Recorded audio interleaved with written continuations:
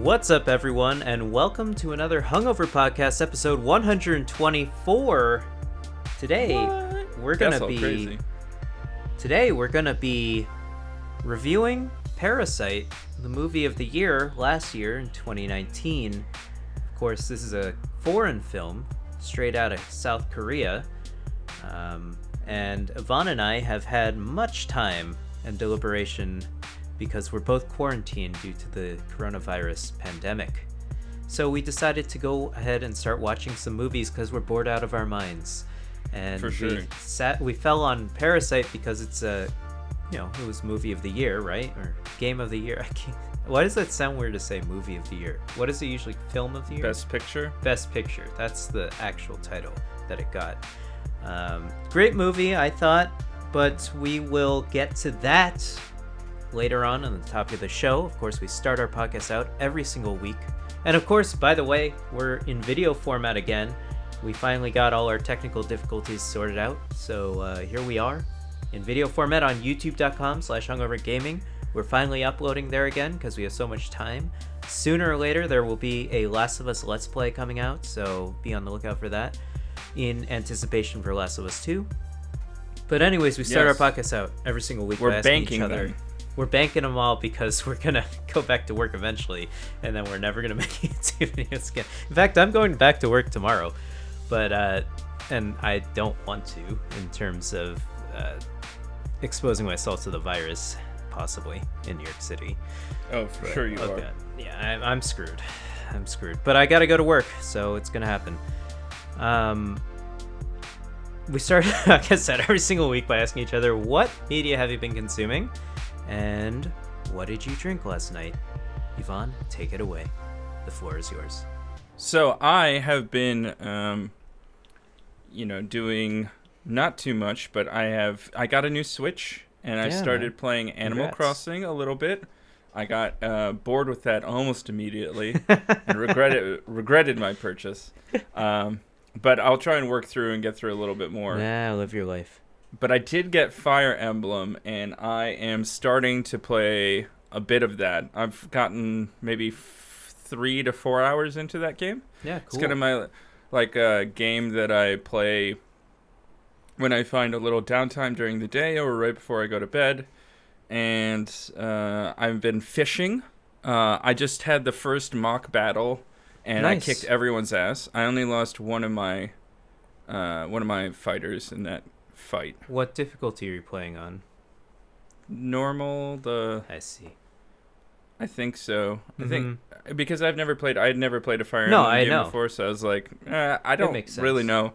It was either that or like the slightly more experienced one. But I'll tell you, by the end of that game, you're gonna think it's too easy on normal. I think because you'll figure it out by halfway through. You'll be a master of all the combat and things. So I want to tell you to just restart the game and put it on hard, but also you're gonna have fun anyways. It's still a great game even on normal, but I think it errs on the easier side. But you can play in normal mode, or they released even harder mode after that for your next playthrough if you want to play through it again, because the game is designed to have you play through it 3 times anyways. So as each of the different factions. Yeah.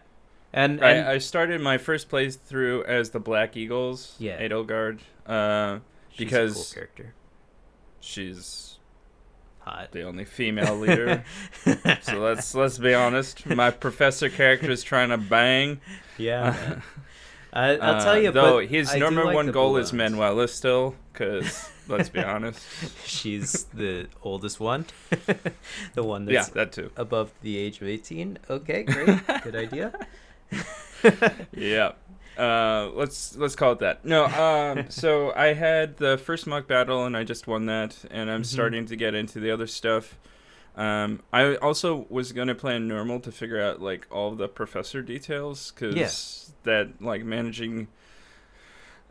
I kind of hate that Japanese take on games where you only have 4 points of things to do in every day, and you have to manage what you're doing in every day in order to play every day, and it's just I kind of hate it, but I'm gonna go through with it because I'm interested in playing this game.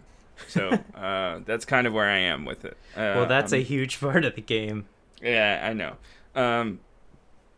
We'll go through it. In addition to Fire Emblem, Overwatch got super shitty this week.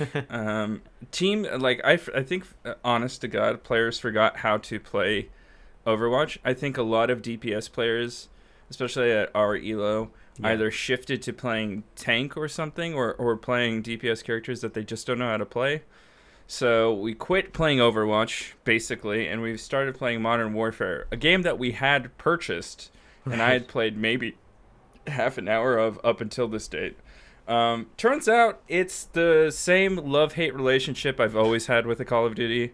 I'll love it for 5 minutes, hate it for 10 minutes, love it for 5 minutes, hate it for 10 minutes, depending on how well I'm doing, depending how bullshit I think everything else is.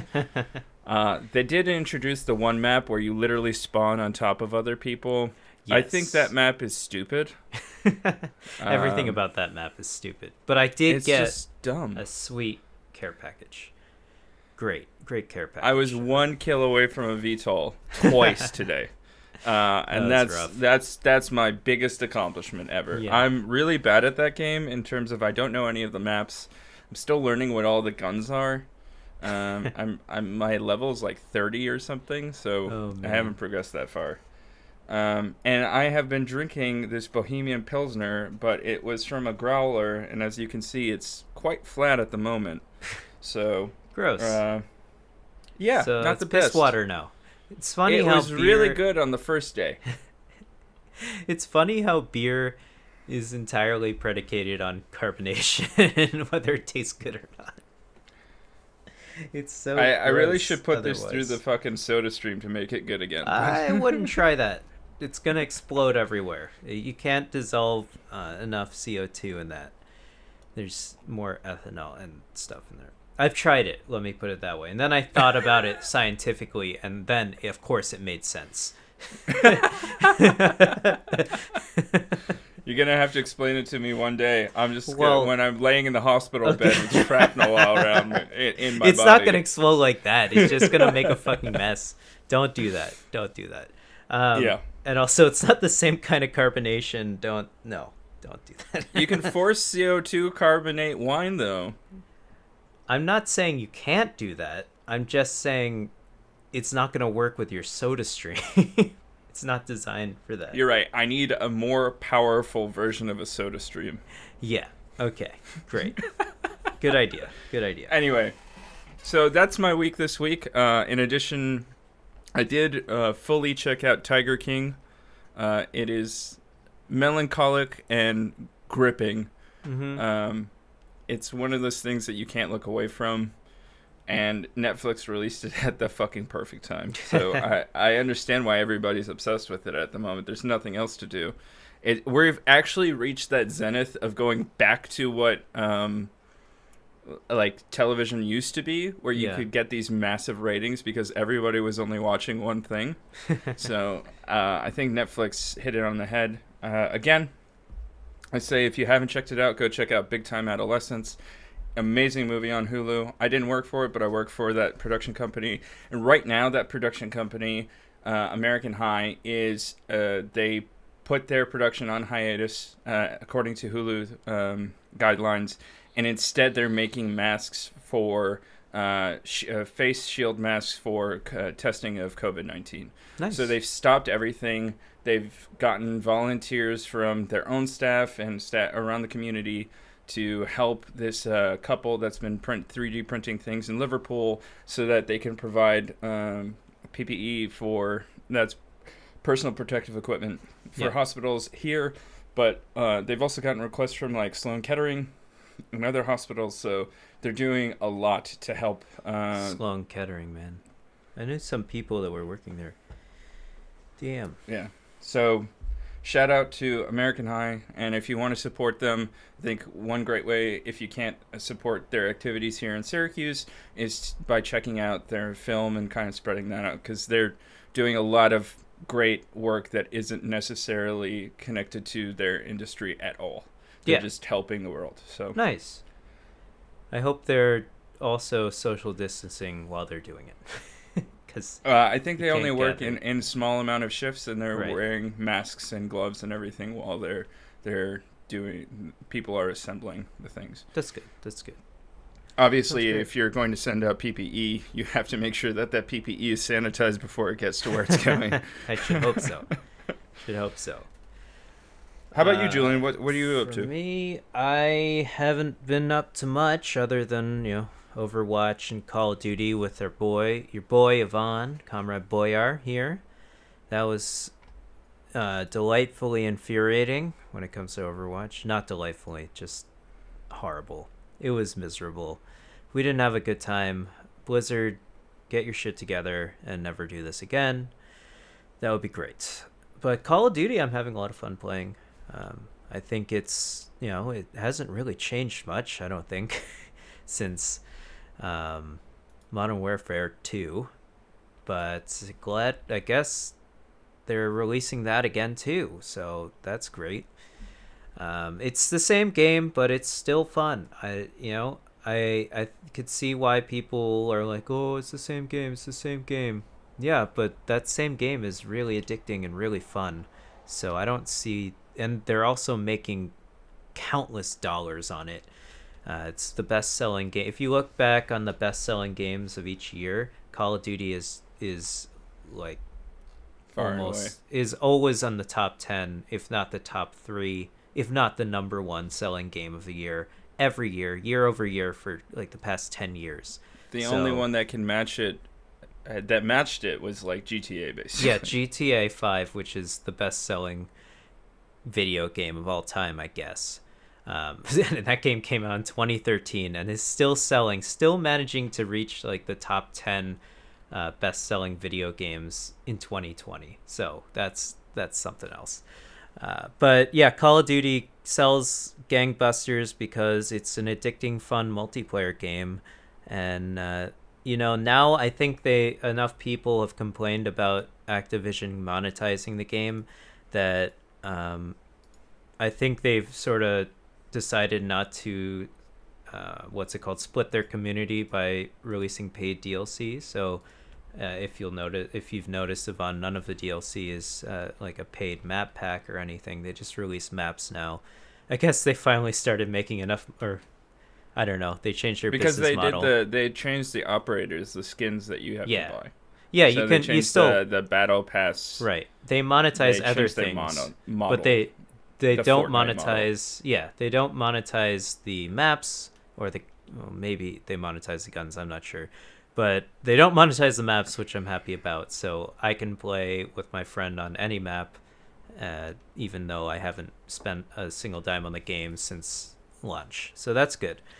Happy about that. I've been playing a lot of Animal Crossing. I find that game really relaxing and addicting. I think it's just a game where there's no pressure to do anything there's no pressure to do anything at all, really. You just sort of live your life. I'll tell you why I got bored with it. I'll tell you why you got bored with it, because it has a horrible, like the first 3 days of the game are really bad.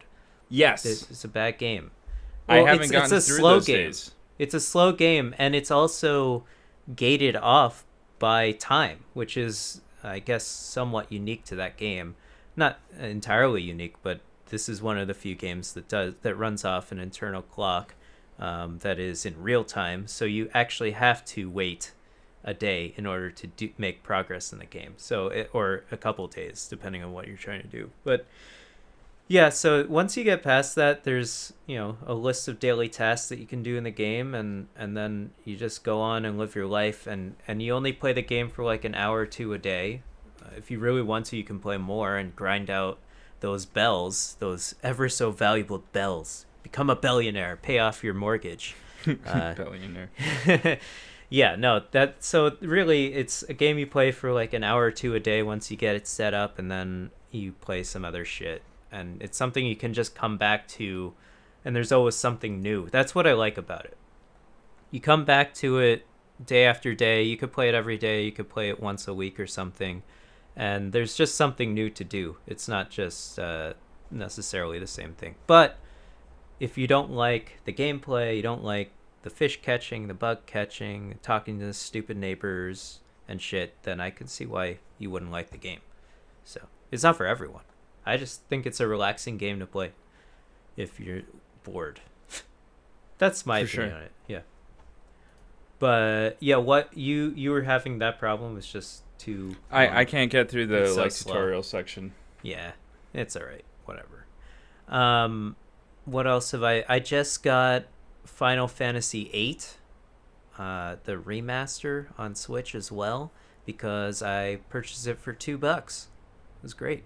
Nice. Yeah. So I was playing a little bit of that. That game is complicated. Holy crap. And I love Japanese RPGs. They're some of my favorite games. I bought it because I fucking cracked, because I'm waiting for Persona 5, which comes out. Persona 5 Royale comes out tomorrow. Super excited for that. I have to play it on PlayStation 4 though, which I'm kind of mad about because I can't play it on Switch because it's not out on Switch. But come on, just put it on Switch, then I can beat it faster and not have to waste my time while I'm home playing a game instead of like Overwatch or something. God. But yeah, I cracked because I've been itching to play a JRPG. So I got this. It is complicated, man. I've played other Final Fantasy games and I've liked them. And I give Square Enix a lot of credit. You'd think that with a game franchise that has 15 games in it with 2 MMOs, you'd think that that it would get repetitive at some point. But each Final Fantasy game, they want to, while some of the characters archetypes are pretty much the same, they like to completely change the battle system in each game. And so this game has a very complicated battle system where you don't have magic abilities unless you have to like draw, I think it's called draw the magic from an enemy in order to cast it. And I'm still in like the first hour of the game, but I'm not entirely sure how you can, because you can only draw certain magic from certain enemies, but if I want to cast a spell on it that it didn't draw, then I'm not entirely sure how to do that. Like for instance, the firebomb in the game lost. is weak to blizzard, and if you draw from the firebomb, you get access to like fire, and that's obviously it absorbs fire. So I want to cast blizzard on it, but I don't know how to do that. That's basically my complication of the game, and it doesn't do a great job of explaining it because it came out in 1999, and let me tell you, games back then. Whew. Yeah, so that's about it for me. I'll shut up. I've been watching My Hero Academia as well. That show is still great. But yeah, I also watched a movie because I've been in social isolation inside my house. And I guess we chose the right time to watch this. We watched Parasite, the film du jour. I'll tell you what, it might not have been the right time to watch this movie. So I watched this movie at home alone at night, and then I emerged from the cocoon of my office, and I was just so freaked out. This movie is incredibly... It's not a scary movie, but it has a lot of incredibly anxiety-driving tension. Scenes, yeah. It's yeah, exactly. The film, it plays with your heart a lot. No, it plays with it's a real nail biter, right? There's a lot of scenes where you feel like everything could fall apart, everything that's been built up, all these characters that you've come to like are all about to get fucked. Yes. In an instant. And we'll say, as usual with our movie review podcast, we usually give it a bunch of time in order for people to go see it. If you haven't seen it this far into quarantine, what are you doing? Yeah. You can just watch it. And so this is going to be a full spoiler movie review podcast, so take the time, pause now, come back to us when you finish the movie, and listen in to our incredible examination of this film. Yes. Now, I will have to say this movie was, I think, well, one, I really like the movie, but I think it's incredibly. I've been to, I traveled to Seoul last January, so over a year ago, to visit one of my friends, and I think this movie really captures. I felt nostalgic for that trip just watching this movie. So I think it. I mean, obviously, it was all Korean cast. Or I think an all Korean cast, directed by a Korean director in Korean. In Korea, so obviously you would think that you get the feeling of being in not necessarily Seoul, but in Korea, and Seoul is like the hub of South Korea. It's like where everyone tries to go, both visitors and people looking for jobs and things like that. So I sort of got that feeling.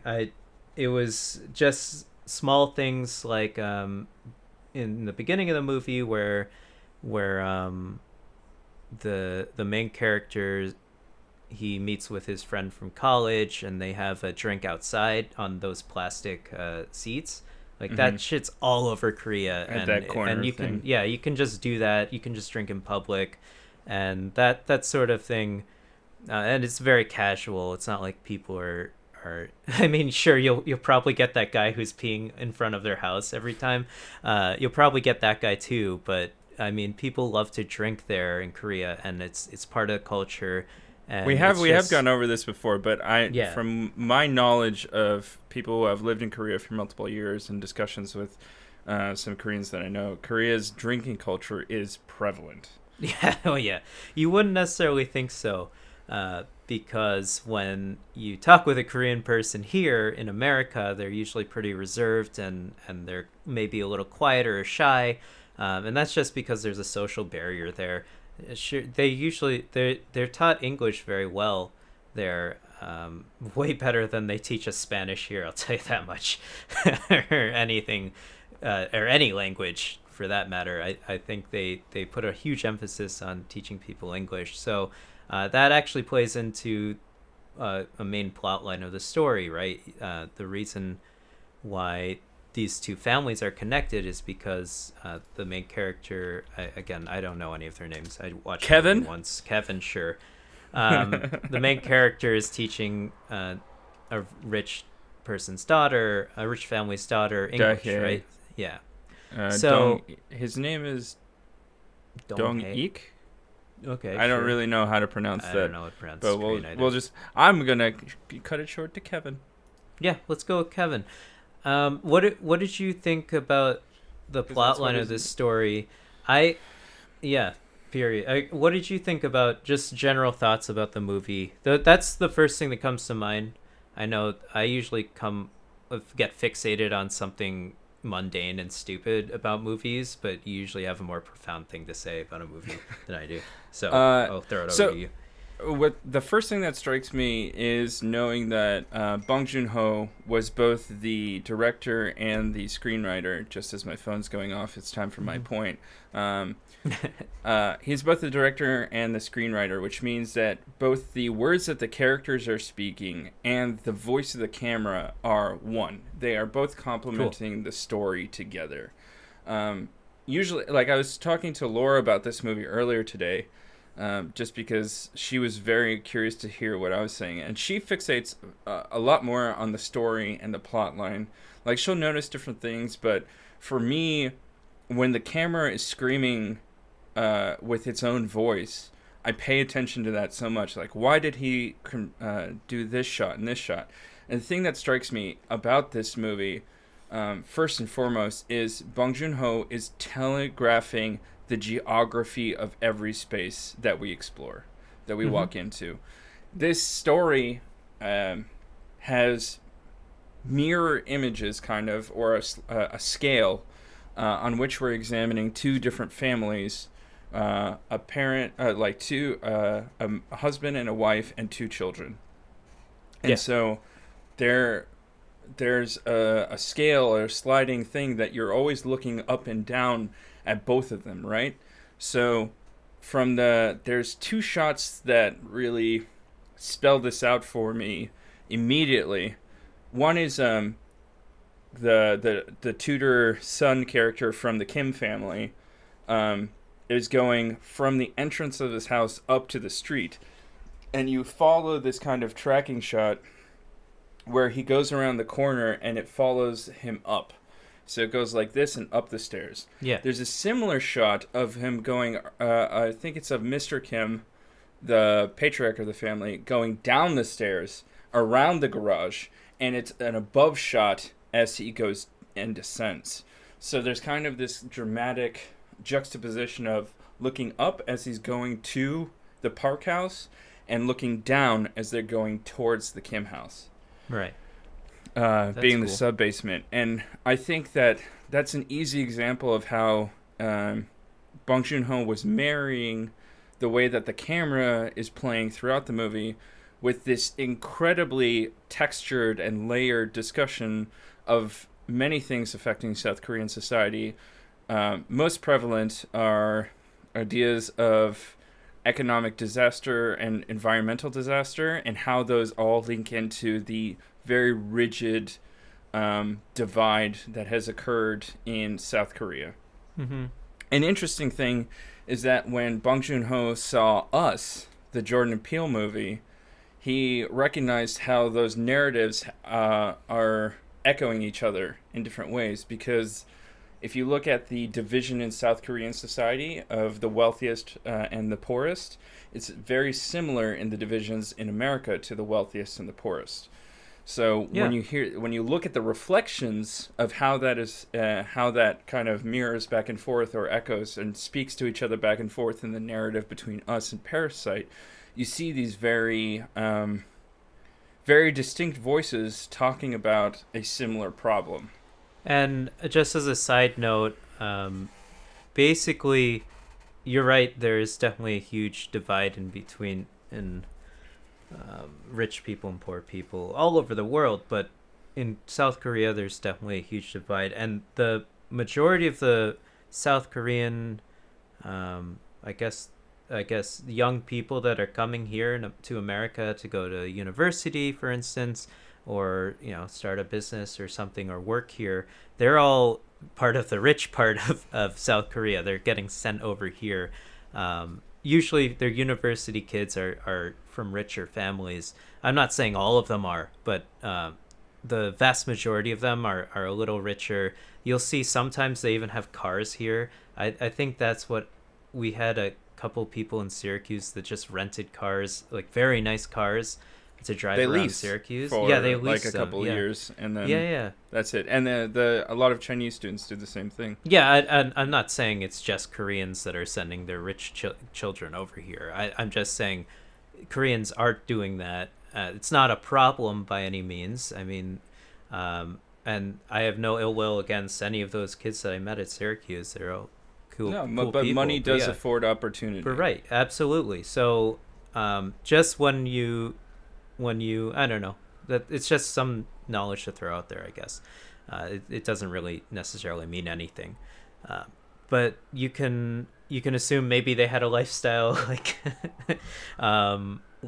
the daughter that grew up in this movie. Maybe they had a lifestyle like that growing up, just getting thrown out there, like they were taught English by a tutor or something like that, right?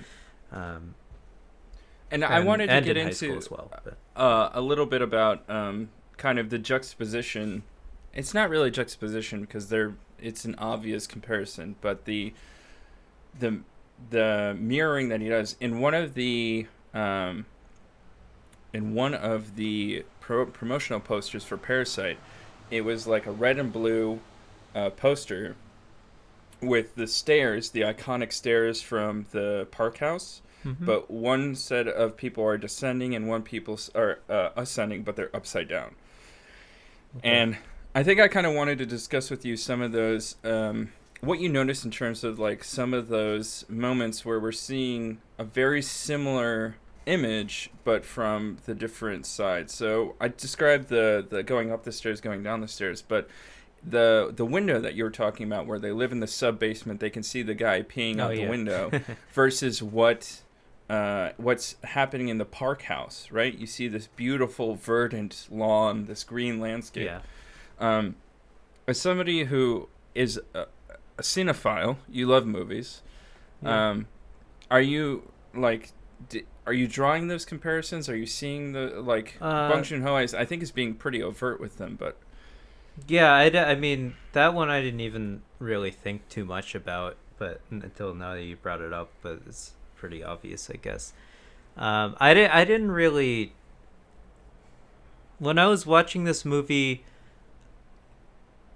I briefly read the description about it on Amazon because again, I saw 2 trailers for this movie in theaters. I don't know what movie, but it was before. But I thought this was some sort of like zombie movie or some crazy shit, like some paranormal thing was gonna go on. That's what the trailers conveyed to me. Obviously, interesting. I don't know. I thought it was gonna be some sort of horror movie or like the rich family like has some deep secret that they're holding, or I don't know, like some dumb shit like that. I don't know. And then it won all these awards, and of course I didn't see it until now. And then I read this brief description and like, oh, it's a comparison between rich and poor families in Korea, and I was like, what? I don't even. I mean, I get that. I personally didn't see that it was trying to compare the two families. I saw it as these two families were just crossing paths, honestly, and it's a story about these two families. I didn't see it as any sort of deep comparison of the.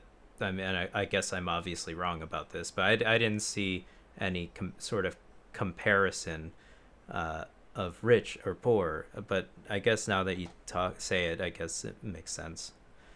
Personally, I didn't think of it that way. Yeah, and I thought it was just a well-told story that I liked. That's what I liked. I mean, but that's the beauty of film, right? We can interpret in multiple different ways. And I'm looking at those shots, and I'm seeing the 4-paneled windows from the sub-basement and the 4-panel window that looks onto this landscape. Then there's the scene where the storm happens about an hour in, where the film takes a sharp turn. And it's revealed when the old housekeeper comes back to the house that her husband has been living underground for 4 years. Mm-hmm.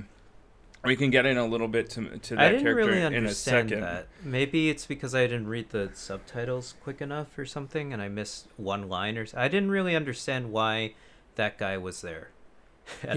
He was being chased by creditors. He had taken money from loan sharks and was attempting to avoid them. The only way that they could pay for their bills, because they didn't have this scheme where the 4 of them were going to work for one family and could use their combined wealth. It was just the 2 of them, and so they went to loan sharks and couldn't. You saw actually in that moment where they're talking about that Taiwanese cake bakery. Yeah.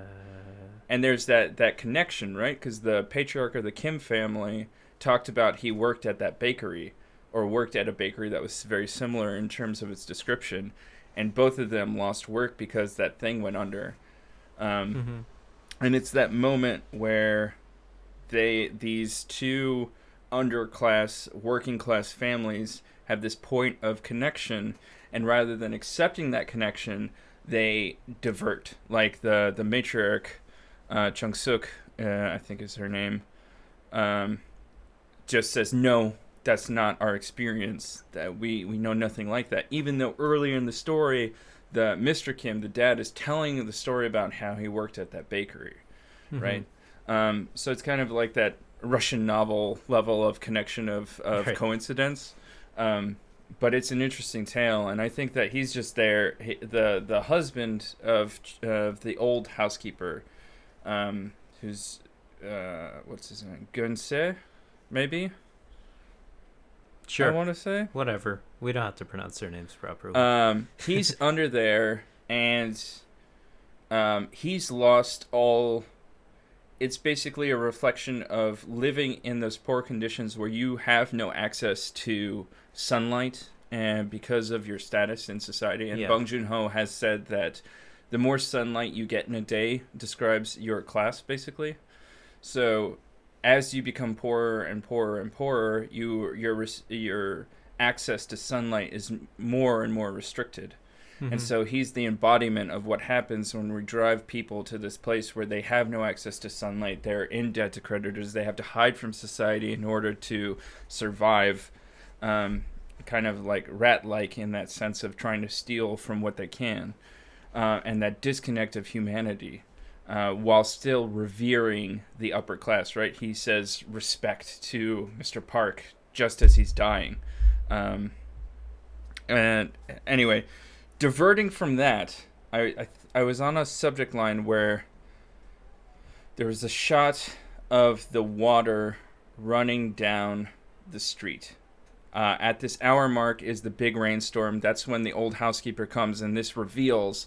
But this rainstorm also reveals the greatest tension in the movie in terms of the environmental impact that, or the way that climate change, global warming is also going to affect these social class dynamics, where the sub-basement gets flooded and their lives get destroyed for the Kim family, but the Park family only has their camping trip canceled. Right, yeah.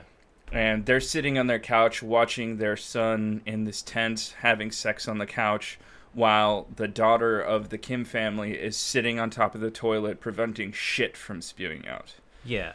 That's another thing about Korean society, that they're all, like, on the outside, they're all really reserved. And this is also common in Japanese society. They're all, like, kind of reserved and shy, maybe timid, or at least in America, this is how they portray themselves. But they're all, like, super fucking horny people. And that shit goes down all the time, all right? That's all I gotta say. Yeah, no, it's true though. But well, we saw that in the ass grab at the park house too by Mr. and Mrs. Kim. Oh yeah. My one question for you is maybe the thing that you can weigh in on most, is the food culture that we see in Parasite.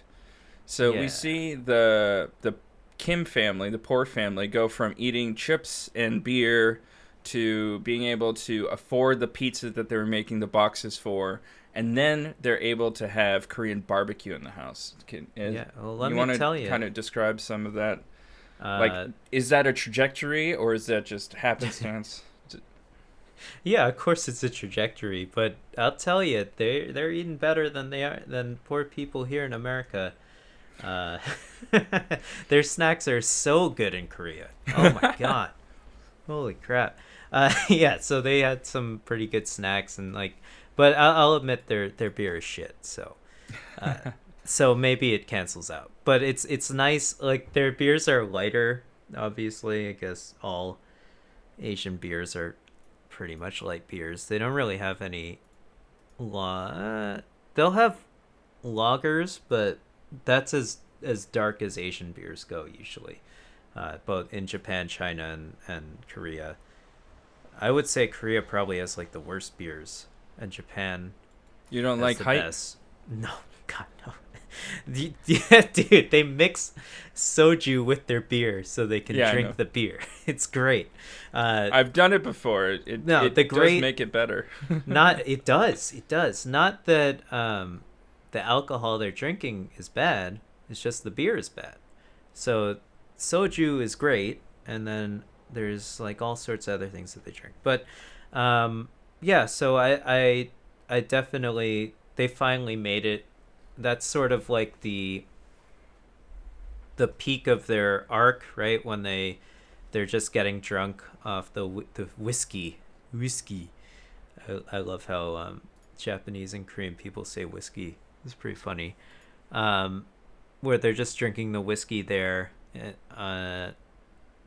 in front of that beautiful yard, right? Yeah. Because they're off on their camping trip. That's sort of like the peak of their trajectory upward, right? Obviously. And it was super awesome. I thought it was really cool sort of intricate way how they weave their way into the family, and I really ended up, even though they were obviously being con men the whole way, I really like I think that was a really cool character development sort of situation where you do really get to like these characters. I think all of the characters, I think, involved in even the Park family. I started to like all those characters as well. They're all pretty charismatic, except for the fucking kid. The son. Young son. Yeah. What a fuck. He ruins everything, of course. But yeah, he But I think what's interesting about that moment where they're sharing that very high-class whiskey is it, again, in terms of food culture, it only reflects their imagination so far as they're drinking this super expensive whiskey, blending it in every single which way, not knowing how to properly drink it with the tasting notes and all that bullshit that I like to layer on top of when I try a bourbon, for instance. But they're just eating the same snacks or whatever that they would have and drinking this high-class whiskey. So to me, it was an interesting thing. It was like they finally made it. They can relax. They're talking about how this is going to be their in-laws' house. And then, but there's still their lack of imagination, right? Mm-hmm. Like in 5 minutes from that scene, this woman is eating this very complicated udon dish with sirloin beef that they could have been enjoying as a family or something like that, Yeah. But instead, they're just drinking kind of weirdly in terms of the level of what the alcohol is. I thought it was an interesting thing that it's a reflection of the question that the son asked later is like, do I fit in here? And the answer is clearly no, right? The answer is clearly like, even putting those people in the position where they have access to all of the resources at that house, their level of imagination of what to do is not befitting of what those resources entail. Right. Yeah. This is just how it is, right? They've never been in this situation before, so they can only call upon what they know, which is, how they grew up, right? They drank beer and ate snacks, right? And then made pizza boxes. Yeah. I can say very honestly that was where I identified the closest with the Kim family. Is like the pizza boxes? Not the pizza boxes, but just feeling like a poorer person in the company of the richer upper class. People. Yeah. And not knowing exactly what to do or say or anything. Like, the first time I came up against the word carafe, I pronounced it completely incorrectly. It's like a jug or whatever of wine that you get at a restaurant, and it doesn't come in the bottle. It comes in like the separate liquid that kind of looks like a vase. I thought that's a decanter. It could be a decanter. It could be a carafe. It depends on what it is. Okay. I know decanter. Got him. Decanter is specifically to let the wine breathe. A carafe is like a measurement, a smaller measurement of whatever the wine is. I've seen those. Okay, yeah, sure. Yeah. So I was saying carafe. I had never seen the word before. I was trying to read it, and these three very rich people from Colombia were with me, like upper class from Washington, D.C. and other places, and they knew what the words were and everything. And I felt so stupid, I cringed inside. And I've had other experiences with pretty rich society where I felt totally lost for what I was doing. Yeah, man. And just kind of like a whole nother language, right? Yes, and kind of that feeling of. But in the same way, so do if they were put in the other situation, they would feel the same way. So it's just like right? Wouldn't you think so?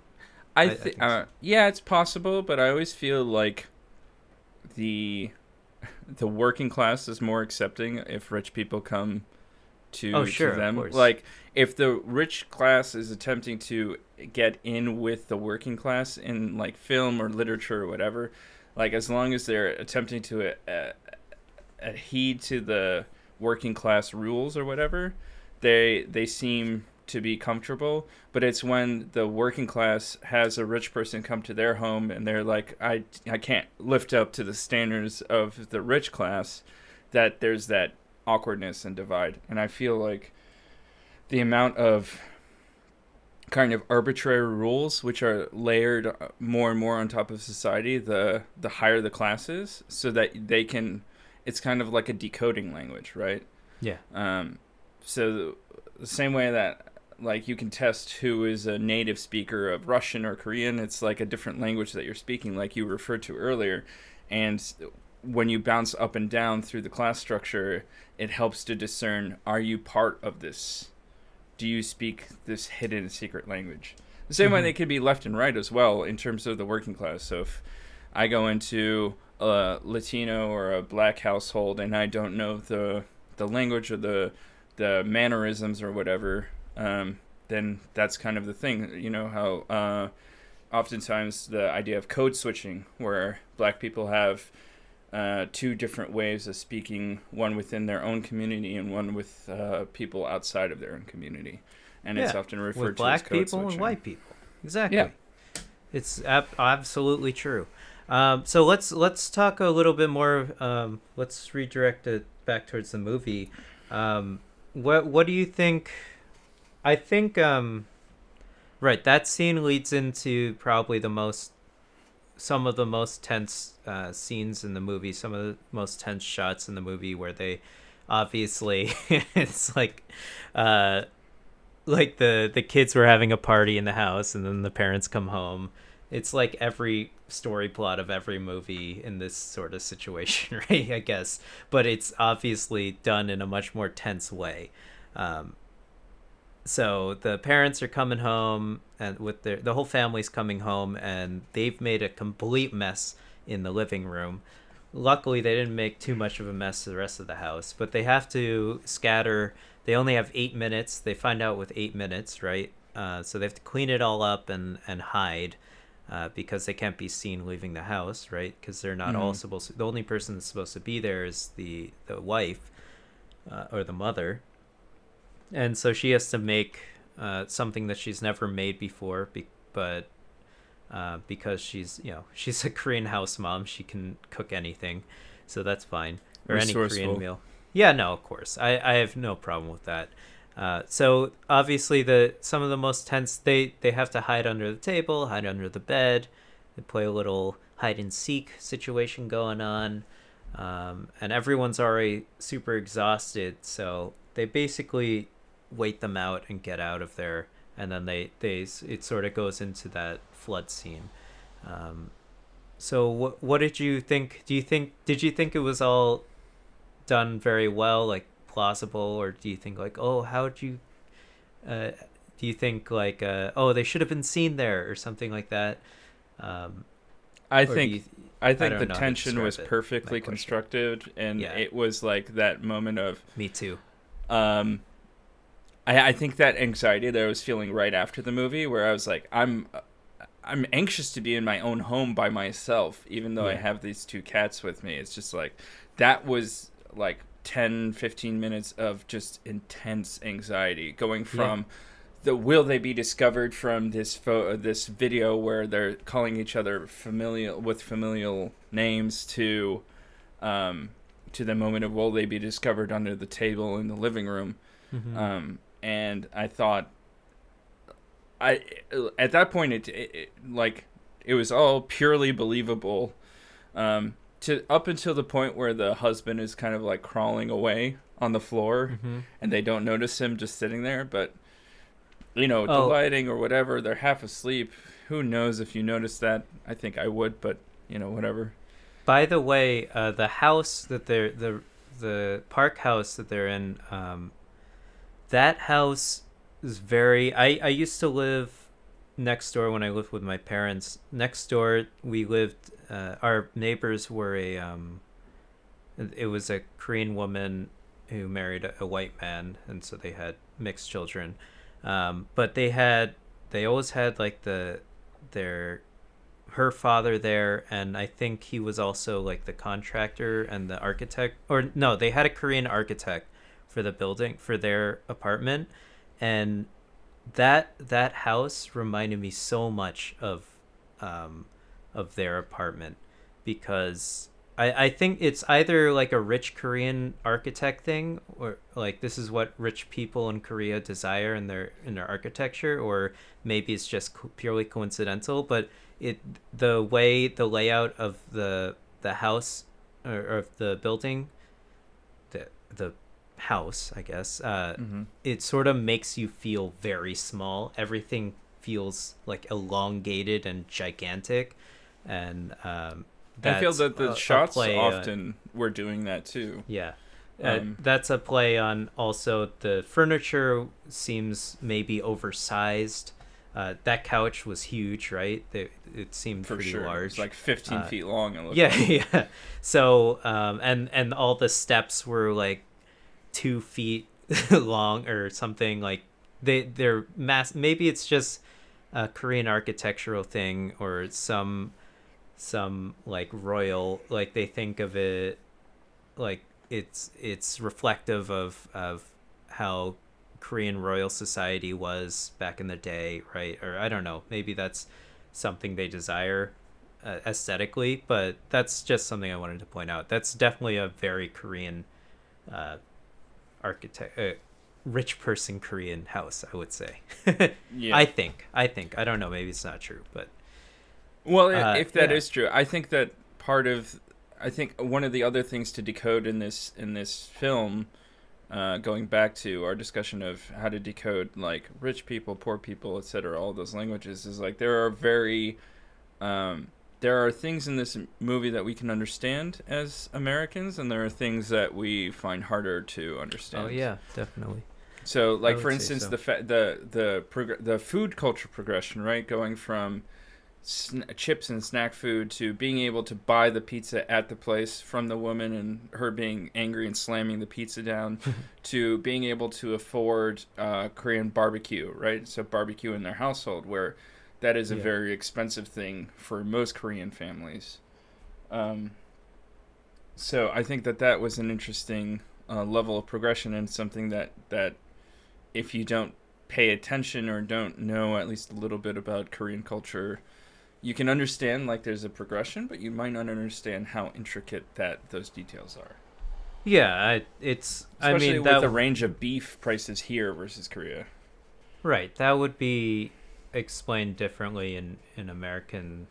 Like you just have to replace it's just a cultural difference, right? So you would just have to replace the food item with something that we're recognize, that an American person would recognize, I guess, and then that whole progression of scenes would make sense to, I guess, an American, or would make sense a lot easier to an American, right?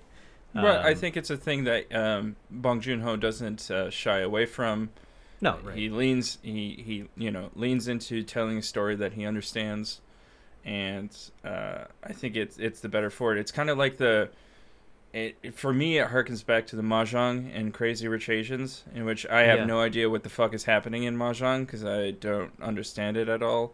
But it's a code that people who understand Mahjong and, right. that aspect of, I think, Chinese culture would understand. That is very Chinese. Yeah. It's also very Jewish, apparently. I only know it as Chinese, but then I figured out Jewish people play it too, but I don't know why. I know from Seinfeld that the Mahjong. Mama Costanza plays Mahjong. Yeah. I think the one character that we didn't get into, unless you have anything else to add. No. The one character we didn't get into that much, in terms, or the thing that we didn't get into, is the final climactic battle scene and the ghost of the house. Right. I personally thought that this was even though it's probably like, I guess in a way it's kind of like the end of what is that movie, the most recent Tarantino movie? Once Upon a Time in Hollywood. Where he just kills everyone. I mean, that's actually that's kind of a good comparison, right? that's the American version of this scene, where in America we don't fucking give a fuck, and we just turn it up to 11, just set everything on fire, right? But in this movie, it's sort of done right.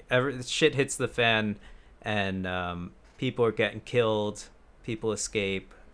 Right, the guy, I forget his name. He's been in captivity for a while, right? Her husband, he escapes and kills the.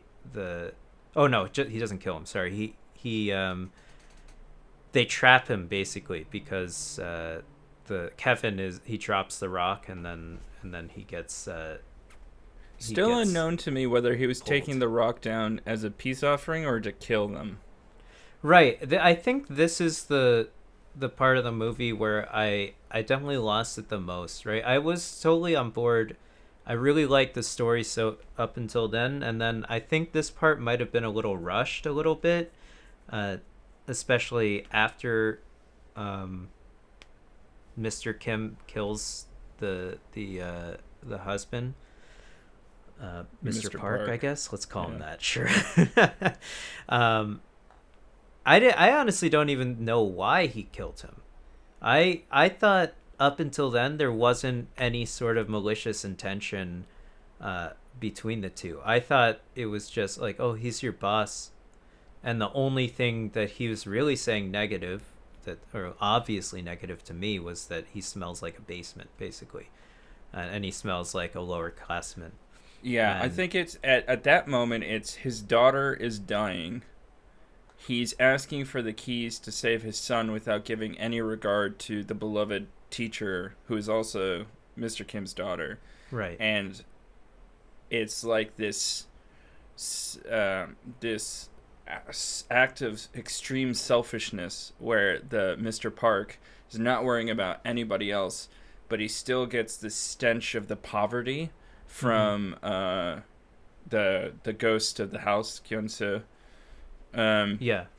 And that moment of that stench in this moment of passion and inflamed tension where he's just like, this is ridiculous. I have been called away. My entire life was destroyed because of this flood. I was called in to work overtime. Mm-hmm. You disregarded my need for yourself by saying, oh, we'll just pay him overtime. And this stench of the poor, like, he had gone through that entire day just getting more and more and more angry at the fact that he had to beg for clothing, sleep in a gym with all these other people, and she's just frivolously tossing any amount of food that she wants, the wife, into the car, and then saying that, oh, it's lovely that the rain came, all this pollution is gone, and we traded our camping trip for a garden party. Right. And I guess the whole point is that they don't even know that he had to deal with all that stuff just before getting to this party, right? I think the most important part is that not that they didn't know, but they didn't care to ask. Like, they were so self-indulgent and so selfish in their acts and what their responsibilities were, that they couldn't give a shit. Like, they legitimately don't care. Right, and that's obvious. Yeah, that's definitely obvious. Yeah, I guess you're right. I guess that's why he killed him. After that, though, I think the whole ending part, while I liked it, I liked that they obviously get the house at the end. I thought it was just like he jumped in time very quickly. Or I don't know how much time he jumped. But he doesn't. He doesn't get the house. I thought they do get the house. No, that's why they bring the shot back to him being in the basement. Because he's just imagining this plan of his father being able to walk up the stairs. But really it's just the American dream, right? It's the dream of being able to pull yourself up by the bootstraps. The song that's being sung at the end is actually a song that Bong Joon-ho wrote the lyrics of. It's being sung by the son, Kevin. And the title of the song is something like 564 Years, which is the amount of time it would take him to buy that house. Okay. So this is why I wish I spoke Korean then. or just all the languages, because I definitely missed all of that. I definitely missed that. That makes a lot more sense. In that the song was, I didn't read the lyrics to the song or anything, but it definitely, I could get the feeling, that sort of feeling from it. And it's obviously a very sad song, or I thought it was. So, yeah, and it definitely seemed like a very somber ending to the movie. So I guess that makes a lot more sense. Yeah, there's just no hope for the poor people then. That's so sad. Yeah. It's like So the then hopelessness of what that position is. And he says, I now have a plan, but the father says that there's no reason to have a plan, and that all these plans and schemes and dreams that they come up with, kind of like Patton said, they don't, best laid plans don't work upon first contact with the enemy. What does the Joker say in The Dark Knight about plans? I don't remember. Do I look like a guy with a plan? I'm like a dog chasing a car. I wouldn't know what to do when I caught up with it. But isn't that exactly what he's saying in this movie, essentially? Yeah. Everything comes back to The Dark Knight, man. It's such a good movie. Great But movie. the Joker is definitely trying to get that exact sense. I obviously can't remember the exact quote, but or at least that's what I remember from what he was saying. He's trying to get that exact sentiment, right? If you make a plan, then people just stick to it, right? And your expectations are formed around that plan. But if you have no plan, then things can go awry, and it's not a bad thing because it wasn't planned that way, right? Yeah. That's what he was trying to say. Or that's what I understood from it. Again, that when things go awry when you don't have a plan, they're just things. But when they go awry when you do have a plan, then you interpret it incorrectly or poorly. Yeah, so I want to know, this is where the intricacies of languages comes in. I think that's like a really poignant part of the movie, and it's been translated from Korean to English. I don't necessarily know. I think it was probably translated totally fine, although I don't know how Korean translates to English, if it's easy to translate to English. So this is where people who localize a movie, I assume there's a huge localization team for a movie like this. It's not just one guy sitting in a room, right, just typing in the English. But, right, it has to be a team of 4 or 5 people translating all the text for the subtitles. Like, was that translated? I'm not saying it wasn't translated properly, but maybe there's some sort of deeper meaning that you could get if you speak Korean from that. It just seems like a very deep thing to say in an already pretty deep movie up until that point. So I thought that was a pretty important part where they're in the basement, in the gym of the school, right? That's where they were. Or was that? No, they're on the gym of the floor of the school, sleeping there because their home has been completely destroyed by the flood. Right. Oh no, yeah, but doesn't he ask? And this is also referring back to in the tunnel where he asks, "What's your plan?" Right. That's what he was saying. He says, The father says, "I have a plan," and then they leave. But the father knows that the old woman is dead, or dying, and the ghost there is living. So I think that he's like, whatever plan I had, it's gone. People are already dead. There's nothing else I can do. Basically, it's this class warfare where the working class is fighting against itself. They come up with all these schemes and plans to get up on each other to survive the battle of, the 99% working for 1% of the economic pie. But really, in the end, they lose sight that any plan they come up with it doesn't matter, because the structure of the society, the structure of the economy is so daunting.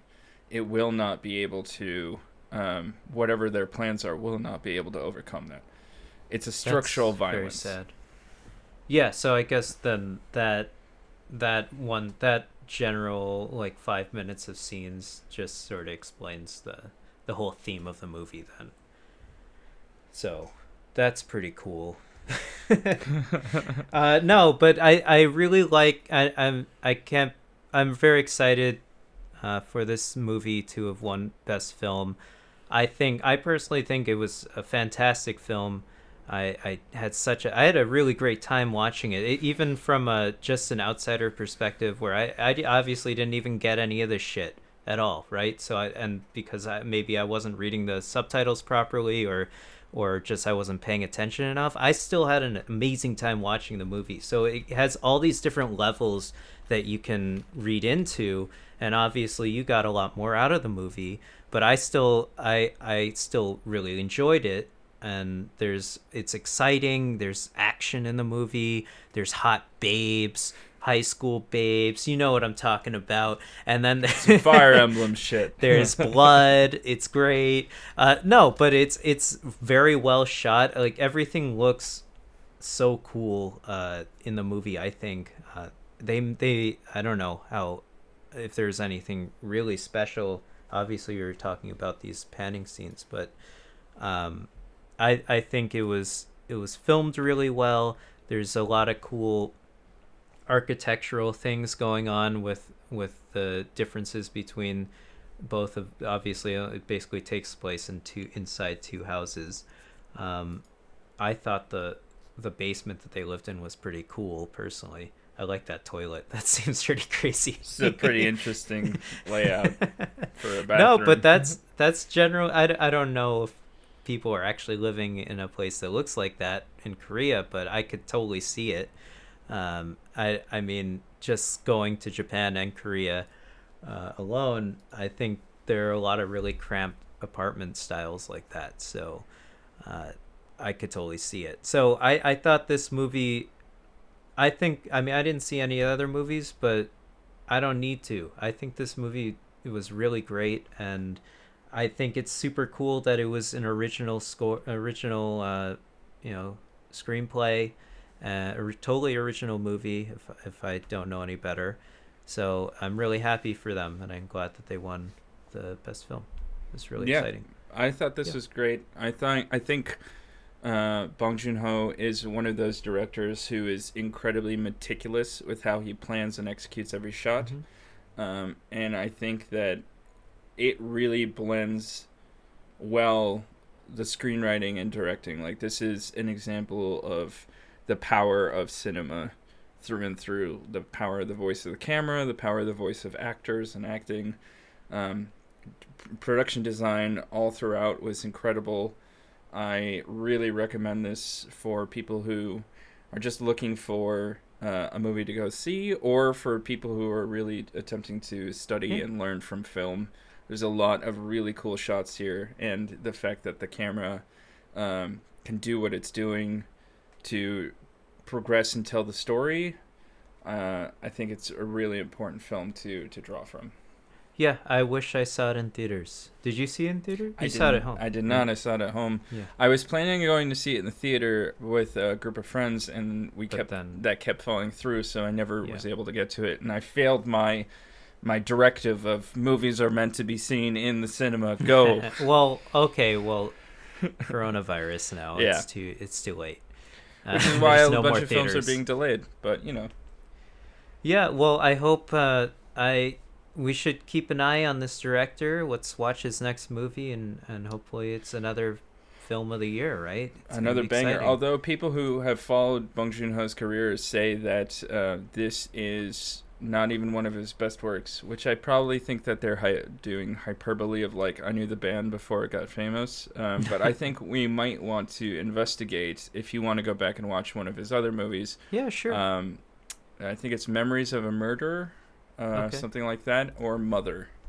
We could we could do that if people are interested. I think Yvonne and I have been trying to make our podcast a movie review podcast for a while. We could. Because it gives us a memories of an easy. It gives us an easy. Well, not necessarily easy, but it gives us a more a directed conversation to have about a movie. And two, it gives us content that can be watched no matter what time it is, right? It's not in the moment. Obviously, this movie's in the moment now because it won Best Film of the Year, but it can still be. You can still come back to this podcast maybe in a year if you just watch the movie, for instance, right? So I think that we're trying to make more podcasts like that. Evergreen. I think that's better for us personally. Yeah. So maybe we can do like a director of the week or of the month or something, and we choose a couple movies from a director and do a podcast on each of their movies and see how they connect. If anything. But of course, we should pick a director that doesn't have like 10 movies in there. No, but we could do Michael like Bay for us. we could do like a director of the month and choose 4 of their best movies or best rated movies, if they even have 4 movies or whatever, and we could do that and see if that works out. For sure. Tell us in the comment section below. That doesn't exist. I hope you guys are staying safe. It's coronavirus season. Don't forget to wash your hands. Don't forget to sanitize every doorknob you touch. And, social distance, guys. Keep it cool. I hope you guys enjoyed the podcast, and we'll catch you guys next week. See you. Bye.